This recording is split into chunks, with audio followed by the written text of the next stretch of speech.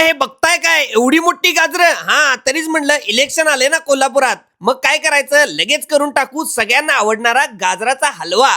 साली काढल्या आणि किसून घेतली, असं बारीक करून टाकलं. एवढा फास्ट हात कुणाचा चालतोय का? एक कढई घेतली, चुलीवर ठेवली, त्याच्यामध्ये तूप टाकलं आणि त्यामध्ये गाजराचा जो किस केला होता तो टाकलेला आहे. पाणी जास्तवर परतून घ्यायचं आहे आणि त्यामध्ये ड्रायफ्रुट्स टाकायचे आहेत. अगदी व्यवस्थित परतल्यानंतर त्यामध्ये खवा घातलेला आहे. त्यानंतर मंद आचेवर व्यवस्थित परतल्यानंतर यामध्ये आता दूध घालायचं आहे. ते दूध साई सकट घातलं तर बेस्ट लागतंय आणि आटल्यानंतर एकदम पेढा तयार होतोय. चुलीवरचे सुंदर सुंदर पदार्थ, चविष्ट पदार्थ एक नंबर होतात. नक्की ट्राय करून बघा. आता यामध्ये साखर घातलेली आहे सगळ्यात शेवटी. थोडीशी वेलदोडा पावडर टाकली ना तरी बेस्ट लागते. बघा किती छान रंग बदललेला आहे आता आणि रेडी झालेला आहे स्पेशल आपला गाजराचा हलवा.